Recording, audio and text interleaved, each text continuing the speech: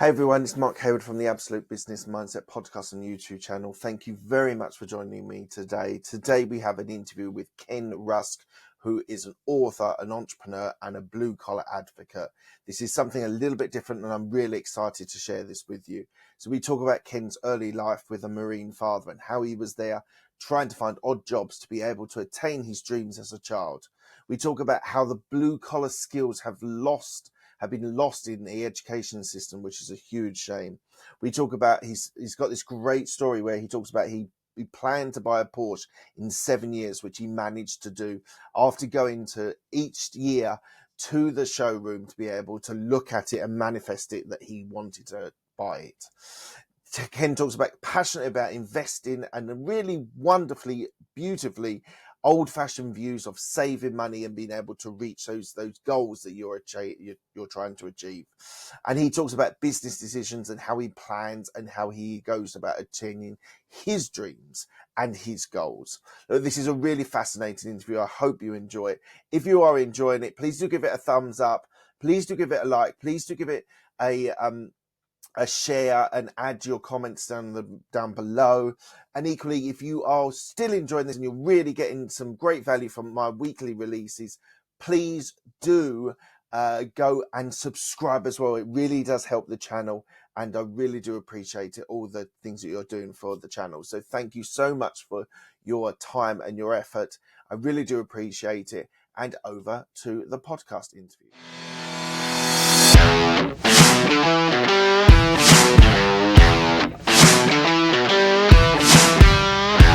Today we have Ken Rusk, who is an author, entrepreneur, and blue-collar advocate. Hello, Ken. How are you today? I'm great. How are you doing? I'm really good. Thank you so much for joining me. This is going to be a slightly different sort of mix-up of an interview. We're going to talk a lot about blue-collar working, but as we always do with the start of the podcast is called the Absolute Business Mindset. What does a business mindset mean to you?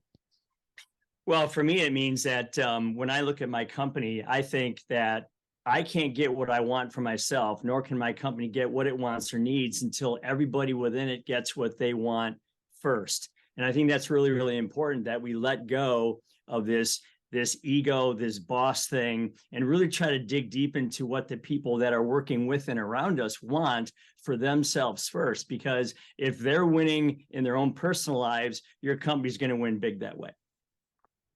What does winning mean to you? Well, winning is if I can create a team of people, let's call them entrepreneurial minded employees.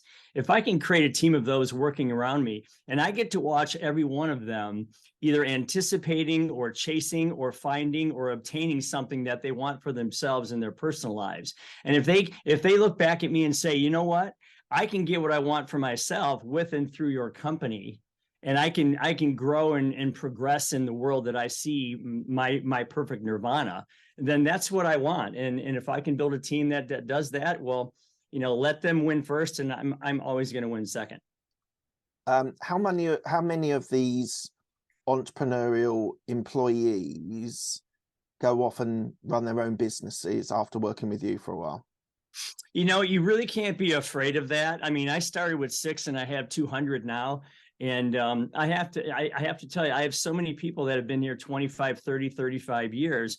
And the reason is because if they feel like they are in control of their own departments, if they're in control of their own budgets and in control of their own results, and therefore they're in control of their own income, why would they want to go off and start their own thing? I mean, I give them a really wide scope to go out and affect their departments, and I leave them alone. So, and they kind of are owners without all the risk and without all the downside. And it's just been a really great formula for us. And must be tricky finding the right people, because there's a lot of we've employed with my businesses. You find you have people that are entrepreneurial in spirit and want to develop your business.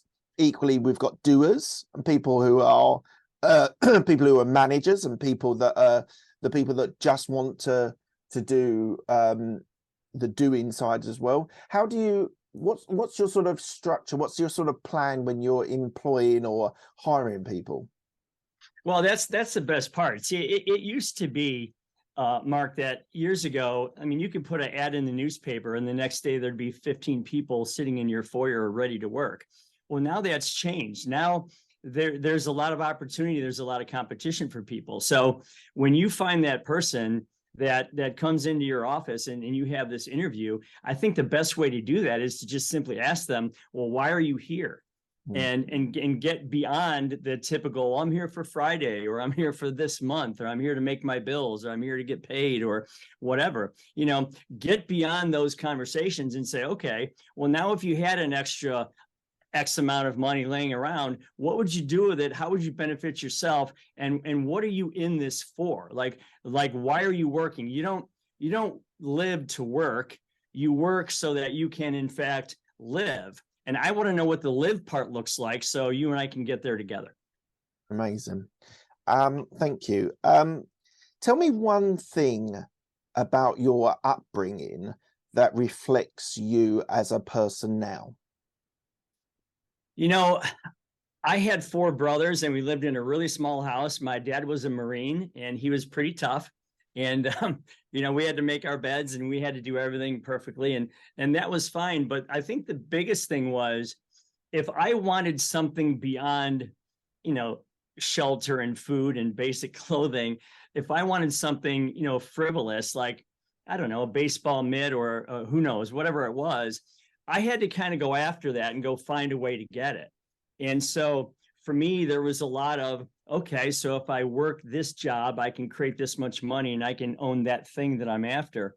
And I had some good examples in my life of people who said, this is the way I want my life to look. And I've drawn all that out. I keep it in front of me like a life brochure, if you will. And I'm going after those things one piece and one step at a time. And they're constantly seeing progress and anticipating their future. And it was just a really fun way to grow up. I had a lot of odd jobs when I was younger, and it was a way for me to say, well, I can use these same formulas to create this team of people around me, and it works pretty well. And was your father a Marine? Was he doing service? Was he doing tours while you were a youngster? No, he was. This was before I was born, so he actually enlisted, but never had to go into any foreign conflict or anything like that. But he still had a real solid discipline about him, just going through that training. And it's funny because when you have 5 kids and you're making, I think at the time he was making like $14,000 a year, it was really tough. But you don't know what you don't have. I mean, you grow up and that's just the way it is. But yeah, it was really kind of cool because it set us all up to be kind of doers. And I don't know that I would exchange that for, someone who just gives me whatever I wanted. You know what I mean? It kind of taught me a lot of self-discipline that way. But it's something I think we need more of in this world.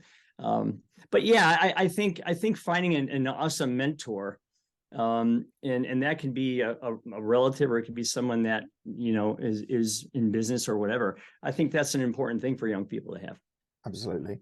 And I do think that discipline which you mentioned is something, like I've got 2 young kids, 6 and 8, 2 girls, and we're trying to instill good behaviors, obviously, and good discipline, but it's hard. It's because the way school is structured, the way society's, like school, I don't think necessarily always helps children become entrepreneurs. They're fashioned to do a job. You're trained to go from the experience of school to university into a job. It's not always encouraging entrepreneurial spirit.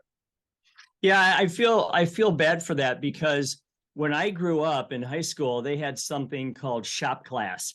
And you could walk down the hallway and see somebody working on the transmission on a Mustang, or you could watch some gal doing some hair on her friend's hair, or you could see someone maybe baking something, or you could see somebody welding or wiring an outlet, or, building furniture. And that was really cool because you would almost accidentally discover how cool the trades were, the blue collar trades were. And what happened was, for some reason, Mark, they decided to take those machines out and they filled those rooms with computers. I'll never forget the day they did this. And we all needed to learn computers, but why did it have to be one or the other? Because what happened was, you set this expectation up now that it's like, okay, I'm going to high school and then I'm obviously going to have to go to college because that's what they're telling me. Yeah. And then what's beyond that? So, just in the US here, I'll give you a quick stat. There's 167 million people considered full employment.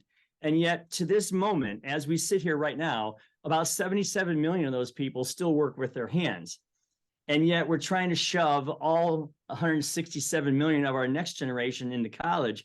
Yeah. It sets up a really bad supply and demand situation, but it sets up one that if you're the savvy person, you can really take advantage of where supply is low and demand is high, because that's where the money goes. Yeah, absolutely. Right. Something you said about drawing out your life and people in your past helped you with that. And I know that's something that you talk about. You've talked about that on social media and how you plan your life and help other people plan their lives out. What does that look like? How big is the piece of paper? What areas are you covering? Sort of like work and business and family, and how do you sort of sketch that out? Well, the first thing that I do is I talk about, what's your nirvana look like, and everyone's drawing is different. I mean, that's the beauty of this. You and only you know what you want that to look like. So I'll basically take like maybe a 2x4 foot piece of poster board and give them a box of crayons. And I use crayons because the last time you held a crayon in your hand, you were probably 4 or 5 years old. And it was when you were probably your most creative point in your life, right? Yeah. Draw a rocket or draw a horse or draw whatever. So I'll actually have them draw several categories. I start in the middle with what they would want their house to look like, whether it's a house or a condo, it's a farmhouse, suburbs, whatever. Okay. Apartment in the city, whatever. Then on the fringes of that, we'll draw what their favorite transportation might be. Are you a pickup truck guy, or are you a minivan girl, or are you a motorcycle or public transportation or electric car, whatever it might be. And then we'll move around the picture. Okay, so what would your hobbies be like? If you could live your perfect life, what kind of hobbies would you focus on? What would your sport be? What would your pet look like? Is it a dog or a cat? And if so, what kind, what color, what would you name it? Okay. Is there a charity moment that you would want to support? Is there a health thing that you would focus on, or a spiritual thing? And we really get this picture drawn of, man, you know what? What would my vacations look like? Am I a beach person or a mountain person? Okay. Mm-hmm. So we actually draw that out and get people really in touch with, man, that's my life picture right there. That's the brochure of Ken Rusk. I would love to create that type of life. And I did that myself. And, so far I've accomplished most of those things. So I know that your brain is so powerful that what it sees very clearly, it tends to attract itself to. And I think the vision part of our brain, the proactive side of our brain, is something we don't use nearly enough. We're always relying on the reactive side, stimulus reaction. I would rather look ahead, look forward, anticipate life, follow and chase these things, and just, have a great time doing it. Amazing. I think it's something that I'm big on setting goals, which I do in January and I review in sort of July, August time. But I quite like the idea of doing something visual and having it maybe on, because I have the list of goals that I have and then how I'm monitoring them. But actually something pictorial and visual could really help and sort of use another part of your brain. I think that's really interesting. Well, I'll give you a quick example. So when I was first buying out my company, I built this company and I had a partner and I was buying him out. And I knew that I wanted to reward myself. I'm a car guy. I just love cars. Okay. That's just my thing. So I went to a dealership for this car that I wanted. And I asked them for a brochure and they said, are you interested in buying one? I said, yes, I'm going to come back in 7 years. And they looked at me and they laughed like, yeah, okay, whatever. So then year 2, I went back and I got another brochure and I kept it in my nightstand and I looked at it all the time. Year 3, year 4, same thing. by the fourth year, the salesperson looked at me and he said, you know what? I'm starting to believe you're actually going to do this. And I said, you watch. By year 5, by year 6, I went in there and I ordered that car, and they were jumping up and down because they had been talking about me for 7 years thinking, what is this guy doing? And I said, all I'm doing is using the power of visualization to get me down the path to doing this. And I got to tell you, Mark, it's so powerful. If we could just unlock, that part of our brain, we would all be so much better off, because living and seeing what you want your future to look like is just a much better way to do it. What was the car that you were pursuing? It was a silver 911 C4S, and Porsche. Yeah. Oh, nice. And I have the version 2 of that in my garage right now, so it's been great. And is that one of your you said it's your passion, cars? So are you someone that does cars up, or are you a collector? Are you a trader? What does the car mean to you? Well, I would say I'm probably a mini collector. I have, I wanted a muscle car, I wanted an old car, I wanted a European car, and I've probably got 6 or 7 of them, and it's just something that I really, really love to do. And it's not for everybody. I mean, other people do other things, and that's fine. But this just happened to be my thing, and it's fun. Amazing. So your early career, you said on the research that I was digging around trying to find some understanding of where the journey for Ken started and how it got to where this point where an entrepreneur, blue collar advocate, social media, amazing presence that you've got on social media as well. But where did it all start in construction? What trade did you initially learn? So when I was in high school, when I was 15, our property, the high school property, shared a fence with an industrial park. And there is a well-worn hole in that fence. It'd been there for years. And we used to go through that hole in the fence. So we would walk through the industrial park and get to the carryout on the corner, where we would just hang out after school and try to figure out life, right? So I remember going through this industrial park, and there was this building there that always had this hustle and bustle, and people milling around, and equipment and machinery, and things that young guys liked, backhoes and dump trucks and all that kind of stuff. And I remember I knew somebody that worked there, and I remember saying, I want to find out what they're doing here. I mean, I needed money like anybody else, Mark. I wanted to get my first new car or used car. I wanted to take my girlfriend out for pizza or go bowling with my buddies, whatever. So I went in and I said, what do you do here? And they said, well, we dig ditches. And I said, okay, well, I think I'm qualified to do that. So I would do that in the summertime, and when I wasn't in high school, and in the winter, I would work in the office after school. And so I kind of got a well-rounded sense of what the company, how it ran after 2 or 3 years. So when it came time to decide if I was going to college or not, I had the opportunity to go out and open branch offices of this company around the Midwest of the United States. And I thought, I can learn how to build a business from scratch over and over and over, using other people's money, their risk, and just figure this out. So I decided to do that, and I did that for 3 or 4 years. I opened the first 6 offices for our company, and then you get tired of living out of a suitcase, so I moved to Toledo, and we opened up our company here, and it's been 36 years, so it's pretty great ride ever since.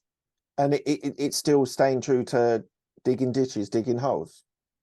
Yeah, oh yeah, we fix wet basements, so we literally jack up buildings, tear the basements out, put a new basement in, and set it back down. And there's a lot of ditch digging involved in that, and we do sump pumps and piping systems and drainage and foundation work and all that kind of stuff. So we're still doing that today. Amazing. Who taught you the value of working with your hands? Oh my God, that's a great question. I had a couple of job foremen that knew how to make a crew really sing together, really hum together.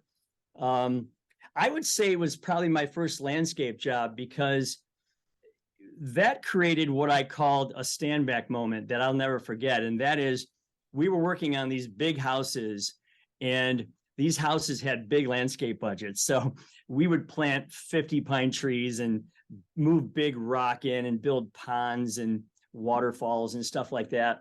And I'll never forget, we were one day we were putting the trees in, and we were getting to the point where we were mulching it all in, to make it finished. And we all stood back and leaned on our shovels and looked at that, and we said, wow, that is so beautiful what we just created with our own two hands.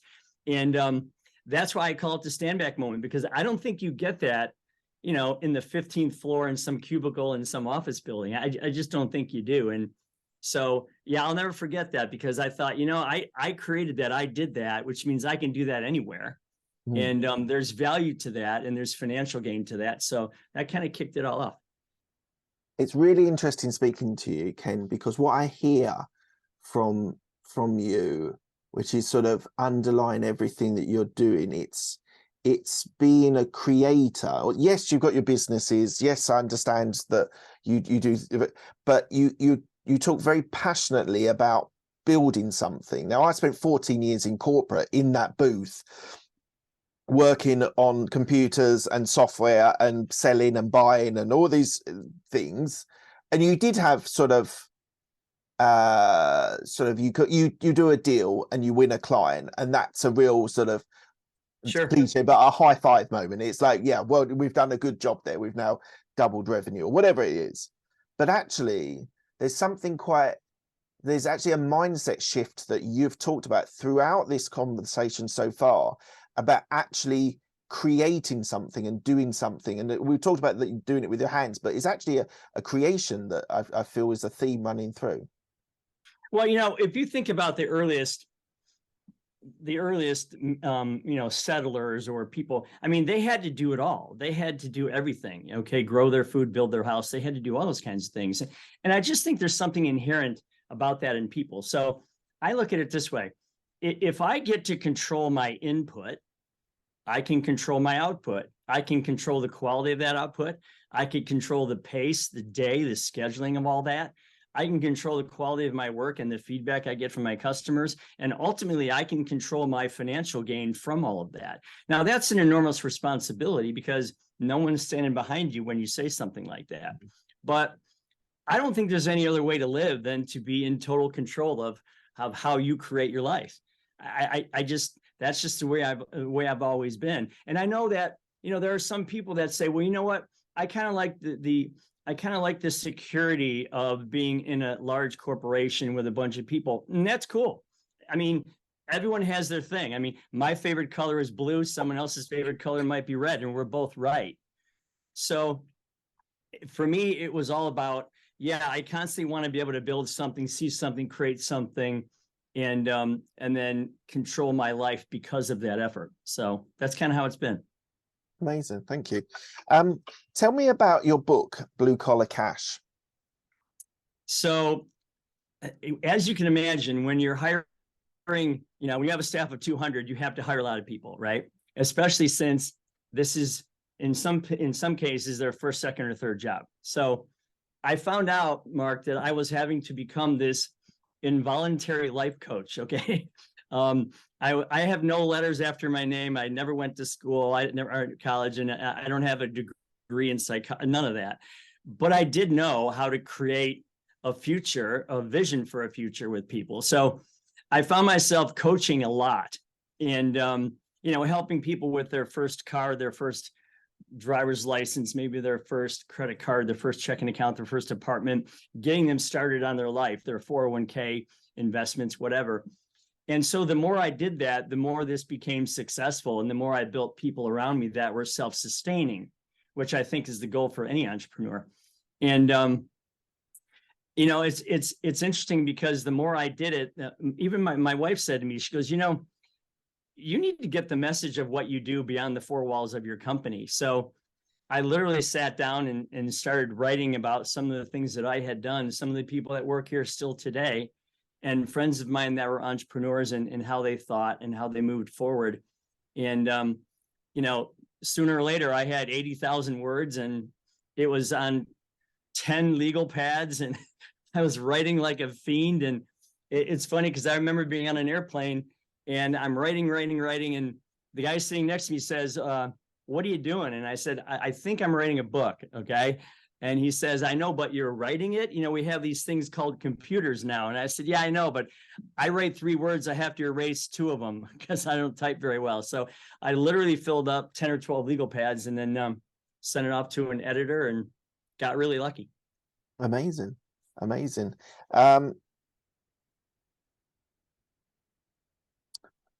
What do you think the difference is? But and we've covered this slightly, but I just want to delve into this a little bit more. What's the difference between a craftsman that, for example, who creates furniture, wood furniture, and is the craftsperson who does the design, creates it himself, versus a blue collar entrepreneur? Because I definitely feel that you're the entrepreneur side. You see the value, and you probably have passions with your hands, but you're definitely seeming to be a blue collar entrepreneur. What's the difference between the mindset between a craftsman and an entrepreneur for you? I think it's just a why. It's how powerful is your why? Why am I building furniture? Okay. Am I building it because I want everyone to leave me alone and just let me go work in the corner and do my own thing by myself and not be bothered? Then if that's your comfort place, then yeah, that's it. Go there, do that. But if you have something where you say, not only do I want to build this furniture, but I want to create a company around it, and I want to create a family of people that when work inside of that, then you're an entrepreneur. The difference between those 2 people is one of them has a much bigger, much clearer vision of what they want their future to look like than the other one does. And it's all a matter of the risk associated with that next step. Some people are risk averse. No problem. Do your thing, live your life, be that furniture builder and love it. Cool. Other people are like, I want to take that to the next level. I see much bigger picture for myself. So I'm going to take those skills and the risk associated with that next level. And I'm going to take the leap and see what happens. And obviously risk is incredibly important for an entrepreneur. To be successful, you have to take risks. You have to mitigate risks. You have to be able to control them as much as possible, even when they might seem that they're uncontrollable. What's your appetite? What's your risk appetite? People have told me that I'm kind of a risk junkie. I was one of the first people to bungee jump, and I have no problem jumping off cliffs in Jamaica that are 50 feet high, and I don't do that anymore, but I like to race my cars, and so people think that I'm a little bit of a risk junkie. I'm also the one that if we're in a conversation, I don't have a problem saying something humorous and hoping that it falls the right way. But yeah, I mean, I don't do things financially risky. I don't like over leverage myself or anything like that. I take the risk in the action of doing something, but I don't take the risk as much. There's a lot of people that say, leverage everything to the hilt because, you can build your company. That's not me. I don't sleep well at night with that. I would rather risk the effort that I use to create revenue rather than the banks to use to create revenue. And I think that might be a little bit of a difference between me and some people who are just corporate titans, that have no problem doing that. But yeah, I mean, I think you just have to measure that within yourself. I mean, how far do you want to take what you're currently doing? And the other thing I'll tell you is this, when I started, we had pieces of graph paper, accounting paper, and we were writing with pencils to keep track of all the numbers and the financial statements and all that. Well, you can run a business now on your cell phone with a pickup truck and you're like self-sustaining. And a lot of that stuff we didn't have. So some of the risk has lessened. I think the barrier to entry has really fallen for people to get into their own businesses. And a lot of these services that used to cost thousands of dollars cost tens or hundreds of dollars now, and you can do them yourself. So I think the risk is lower, but it's all about how hard you're willing to work to go make those things happen for yourself. Absolutely. And risk as an entrepreneur. So my listeners are mainly entrepreneurs and business owners, so they understand risk a lot. And you've got people who over leverage themselves and end up in real problems because they've taken that risk and over leveraged. And as an entrepreneur myself, I understand that the whole cash is trash. I think is absolute rubbish when you're when you're in a tricky time, in a recession time, which we're moving into or moved into, it having that sort of safety net is actually sometimes the thing that keeps a business afloat, and or doesn't. So as I touched on the recession, how recession proof is blue collar workers? Well, I think you kind of got a little sense of that during the pandemic, because people stayed home, and the first thing they did was they looked around. I need a new deck. I need a new patio. I need a new grill. I need a new, I need my basement finished off so my kids can play here. Because, we started living in minivans, okay, where every day it was traveling to here, traveling to there. No one stayed home. And now you see a lot of people. I mean, for the first time, Mark, in a long time, I saw more people walking their dogs, playing football in the front yard with their kids. I mean, the things that we used to do, riding bikes, I saw those things before, but they kind of weaned in the last 10 or 20 years. But man, I'll tell you, during that pandemic, that stuff came rushing right back. So I think the thing about recessions is people, instead of buying new things, they tend to fix what they have. So anything that you do to fix, repair, build, add on, maintain, those are all pretty recession proof. Yeah, the only thing I would say is my brother was a quantity surveyor. I don't know if they have them in the US, but essentially I used to joke with him, counting bricks is sort of the joke we used to have with him. And in 0708, he was working for a really reputable company, worked on multiple large sites that they were doing the surveying and etc. And he was made redundant because the construction industry suffers. And when I talk to people who have been in the construction industry, and it might be slightly different for you, but they've really suffered in recessions because people stop spending on building new office blocks, new flats. Sometimes there's problems with construction. Money runs out. I've got an example of a place, an area quite close to us. They were redeveloping in 07, 08, and literally they downed tools for 2 years because the money had dried up.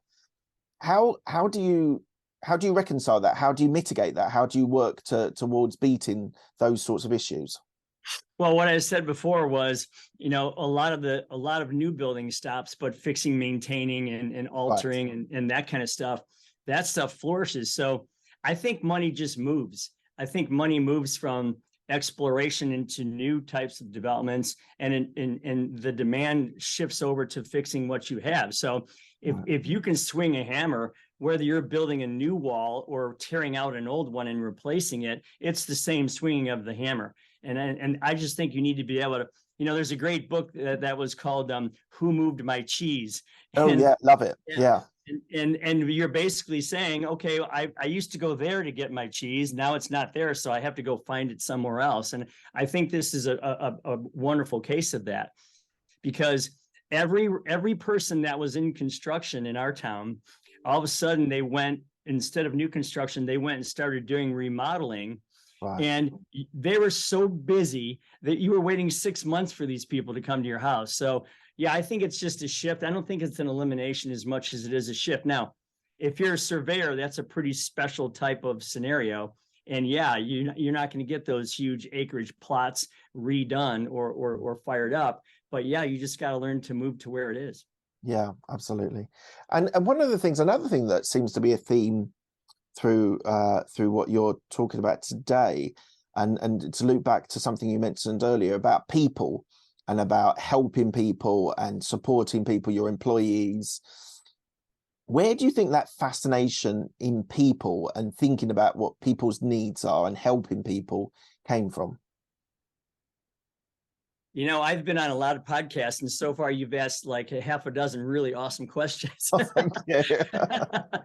I mean, they're all good questions, but a couple have been really good. I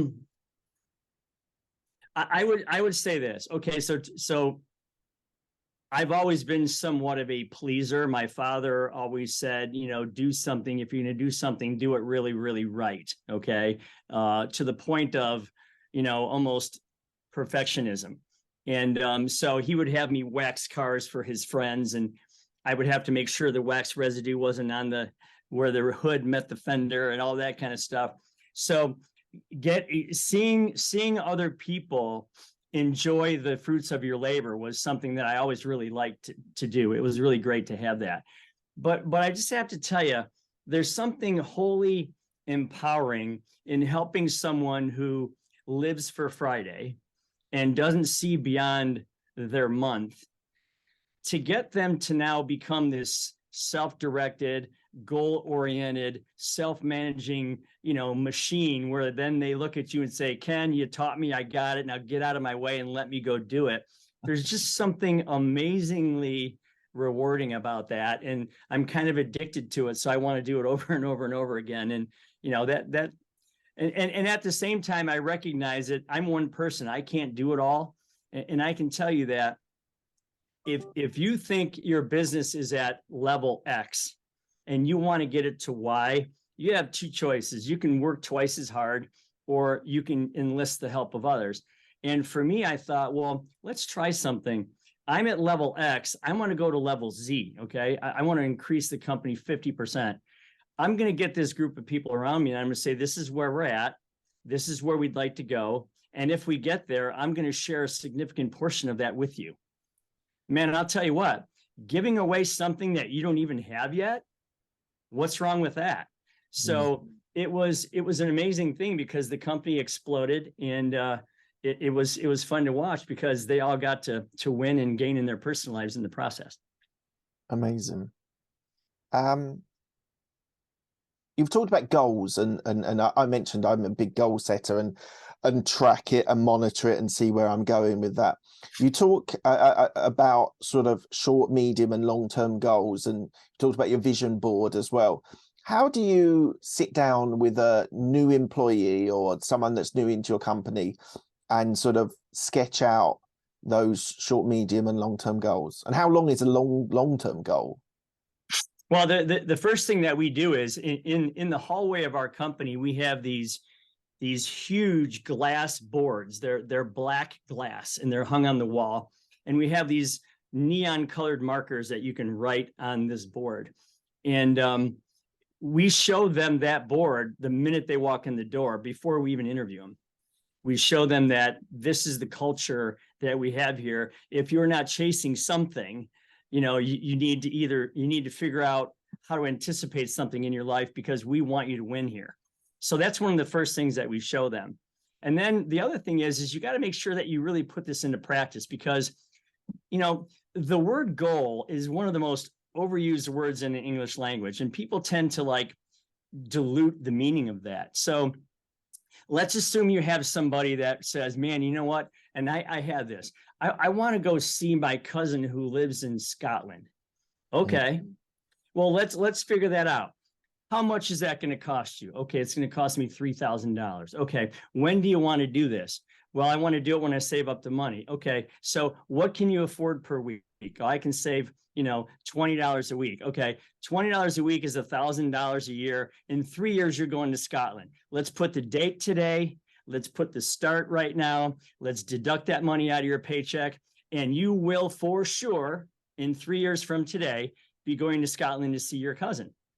And it works.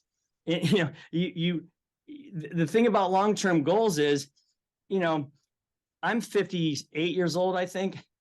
I can't remember 2011, 12, 13. I mean, it goes by so fast.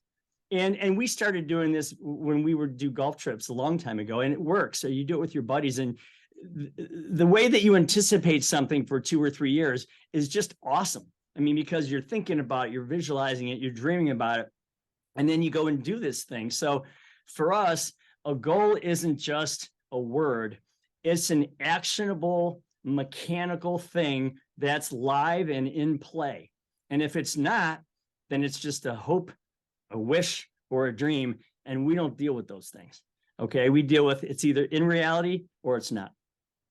I've actually written down, and you might not like the description that I'm going to use, but I've just written down about dreams. So you seem to be trying to work through long-term goals. For example, going to visit someone in Scotland, or planning a trip, and it's not we're all in the current society that we're living in. Everything's got to be immediate. We're going, so we'll put it on the credit card because we want to go in 2 months' time. Right. But actually, what you're talking about is being a little bit old-fashioned in the best possible way. And I must say, like the debt, the sort of commercial debt, that not commercial debt, the debt that people get themselves into to go on that holiday or go on that trip can put them into real problems. But you seem to have this beautiful sort of dream, like catch people's dreams and make them practically able to happen. And it won't happen in 2 months, but it might happen in 2 years. Yeah. Now, here's the thing. You said it really great. I just want to clarify one thing. In our office, you're not allowed to dream about a dream. You're allowed to dream about a goal if Right. that goal is live and in place. So Right. once that goal is live and in place and on the wall, you can dream about it all you want. It's going to be fantastic. You're going to anticipate it. You're going to love it. You're going to get ready for it. And the time goes by. And the cool thing, Mark, is once somebody has done that one time, they learn how to do it on different scales. Like they want to pay off a nasty credit card, and that's going to take them 6 months. Scotland's going to take him 3 years. My house is going to take me 5. I'm going to save up money for a down payment on my house. My 401k, I'm going to do that for 30 years from now, but I'm going to get it started. So that's the beauty of it, is if you can have different goals for different lengths of time, all kind of happening at the same time, then life just kind of drags you forward. You know, you don't have to get out of bed and go, oh my gosh, what am I going to do today? You kind of get pulled along by the anticipation of all those things. It's a force, as I said earlier, when your brain is attracted to something very clearly, it takes you there, man. And that's what's so neat about seeing, people in our office get these things, because they know they're fully in control of it. And they're like, hey, I can figure out my life with and through Ken's company here. This is a pretty cool thing. Amazing. I love that. Absolutely love that. What's the plan for the next 2 to 5 years for Ken? Okay, so I'm going to build another building for my corporate office here. You see, Mark, I'm so good at figuring out how big the building needs to be that this is going to be my 5th one that I have to move into. Right. So I wish I could tell you I was that good, but I'm not. I'm terrible. But that means we're growing, so that's a good thing. So I'm going to do that. I'm creating a wood shop for my son-in-law. He loves to do wood projects and whatnot, and that's going to be something we're going to create. I've built a barn, and we're going to create that over the next year so he can do things there. I'm certainly going to try to create more moments for myself. I love golf trips, and I love to go on golf trips to Europe and to Scotland and Ireland and whatnot. So, I could be here all day. There's probably about 10 things that I want to do that are all middle term and long term. I have to start thinking about my retirement because I'm 58. But I'm anticipating all those things and, hopefully smiling about it along the way. Excellent. And that means are you building a new office, or are you finding somewhere that you're going to move into? No. We're going to build it. My daughter and her husband are architects, and they're new architects, and they're going to be designing and building this building for us. And it's fun because I get to work with them, and they're very creative. And again, they're doing things better than I would have done it. Okay. I would have said, here's a box, connect them together, raise it up. No, they have all this ways that they can make it energy efficient and stylish and all that. And it's just fun. It's fun to watch and see what they come up with and what they create. And then hopefully we'll get it out of the ground next year. And have you sold the other previous iterations of your buildings that you built? Yeah, I have. In fact, I'm a renter in my own building now, which is really odd. I look around and I think, okay, this isn't mine anymore. But that's a necessary part of the plan. Excellent. We're coming to the end of the interview. I asked the same 6 questions to all of my guests. They're quick-fire questions. They don't need a quick-fire answer. First one is, what's the best decision that you made? The best decision that I ever made was to make myself irrelevant to the workings of my company and plug myself in wherever I wanted. I know that's a hard thing for people to do because their boss, their ego thing comes in, but get yourself out of it, look back at it, and you're going to find a way to run it a lot better than you do now. Yeah, dropping the ego when you're running a business is so important for It entrepreneurs. is. What's the best piece of advice you've been given? The best piece of advice I've been given. I think the best piece of advice I've ever been given is, and I write about this in the book. You know, I've never built a skyscraper before, but if I did, I probably would need some land. Okay, I never built a skyscraper before, but if I did, I probably would need an architect and then a contractor and then some building supplies and then some permits. And so the more you ask yourself something that you've never done before, the more you walk yourself actually through doing it. And pretty soon you've already done it in your mind. So it gives you a lot of confidence to try to tackle something that you've never done before. So this isn't part of the 6 questions, but it's in something I just want to ask you. Comfort zone. It seems to me the way you've described these different things that you do for people, you're actually trying to get out of your comfort zone. Are you obsessed with being outside of your comfort zone? Well, I think there's a lot of growth outside your comfort zone. I really do. Mm.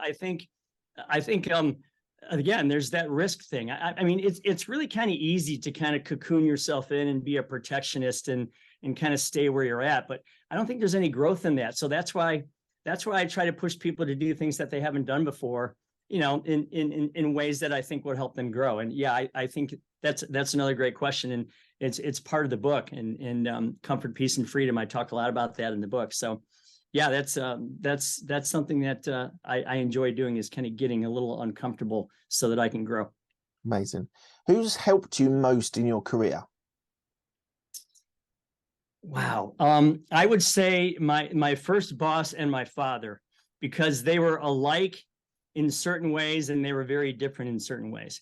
One of them was, I think he was there was a very romantic way to look at his life. He was like a player, you know, he was a successful, good looking guy, and he lived that kind of, you know, that kind of 80s life. And you could I had to help him do a lot of things to support that.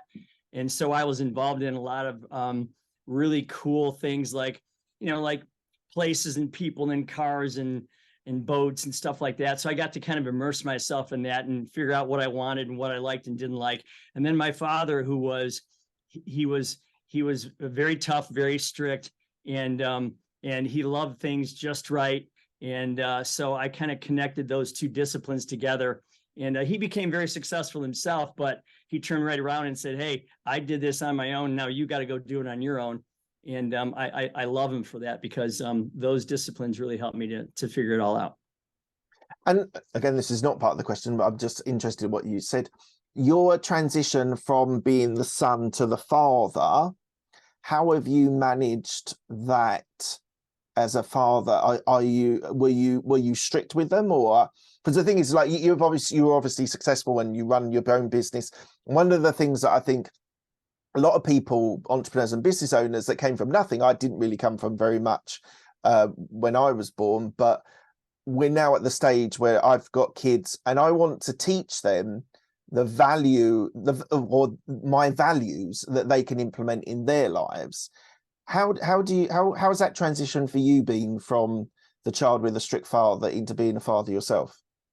Well, two things. You know, I have the money to hire whoever I want to work on my landscaping and do all that kind of stuff. Yet I do some of that, but I also go out there and I still work on it. I enjoy doing it. So she'll see me in my work boots out in the yard, digging bushes or planting trees or planting flowers. And so she sees the fact that I'm still doing things like that, even though I could have somebody else do it.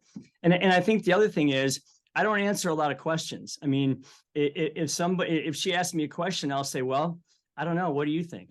I mean, what are your options? Like, oh, so you have option 1, option 2, option 3, and how do you feel about that? Which one's the best? So I just ask. If she asks me for direction or asks me about questions about something, I will just really try. And it takes some patience and it takes time, but you really need to redirect it back at them and say, well, I don't know, Nicole, what do you think? I mean, we were talking about bills and whatnot. Well, what bill should you pay off first? Well, I don't know. What are the interest rates? What do you think? And so you get them to form their own conclusion.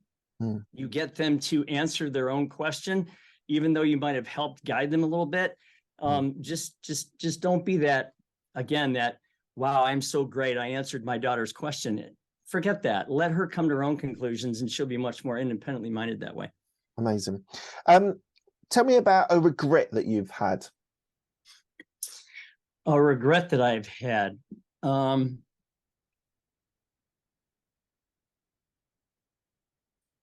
I got a life clock a long time ago. I actually call it the death clock, Mark. So I got this clock from my staff for a Christmas present, and it's a clock where you plug it in, and then you put your age in, and then you hit go.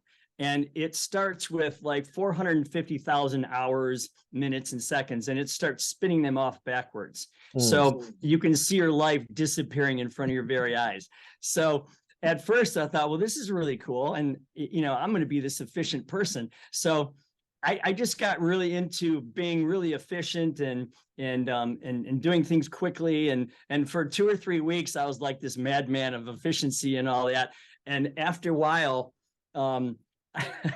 I looked at this clock, and I literally tore it out of the wall and smashed it, threw it into my dumpster, because I was seeing my life disappear before my very eyes. So I probably regret ever asking for that for Christmas, but it's a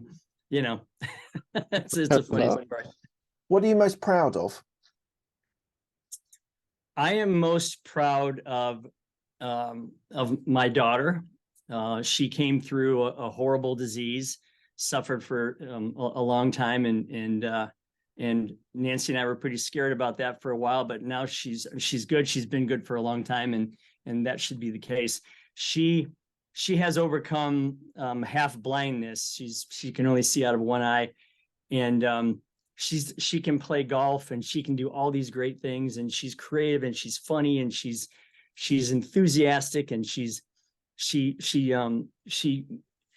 feels bad for other people and their things, but not for herself. Never pitied herself ever, and she's just a really strong, awesome human being. So I'm really proud of how that whole thing turned out. And you made that. You made that. I don't know. I might have something to do with it. I don't know. What does legacy mean to you? Well, I think if people look back, I hope that they say, you know what, Ken was very generous. I do a lot of different charity things. We give here at our company of our time, our treasure, and our talents, not just our money. I mean, we actually get involved in charities. And I share a lot of what I've done with my company, with my employees. So I would always want people to say, you know what, Ken was fair. He was enthusiastic. He was inspirational, but above and beyond, he was very generous. And I would hope that would be the thing they remembered. I'm sure they will. And lastly, where can people find you if they want to reach out to you? So if you go to kenrusk.com, I've done something interesting. I've created a course that goes along with my book, and I'll tell you why. I think sometimes we read a lot of books and we put them up on the shelf and they become like trophies, where you have the books, but can you remember what was in any of them? So I did this thing where I built this course. It took me a year. It's an online course. It's 1 hour a week for 8 weeks, or you could do it in a weekend if you wanted. But it forces you to take the book and really change the way you think about the future, change your life, do the drawing, make these things happen to better yourself. Now, again, in the sense of charity, my life, Mark, was really good before I wrote this book. I don't do this to make money, but with the book, this course is $129, and you get a free $25 book with it. And if you buy it, I'll donate one to you or anybody you know, in the case, so that if you're helping yourself, you're helping someone else at the same time. And I tend to take my money from the book and donate it anyway. So just know that if you do decide to help yourself, you're going to help someone else in the process. Amazing. Thank you so much for your time today, Ken. It's been absolutely fascinating. What a great story. And one of the things I've taken from this is generosity and giving is something that we should all be doing a lot more. And me personally, I think it's something, speaking to you today, that's really focused me, and I'm like, actually there's a lot more that I can do. Time, money and effort can go into charities and helping other people is so important. So thank you very much for your time today. Thank you. I really hope you've enjoyed that content. It's a really fascinating interview that I've done there. So please do, if you are enjoying this content, please do give it a like. Please do give a subscribe. It'd be really good to boost the subscriptions. It really makes a difference to the algorithm in YouTube. So thank you for that. If you do hit subscribe, hit the bell icon and you'll get all of the content. You'll get notified when all the content is available. Thank you so much for your time. It's really appreciated. Thanks a lot.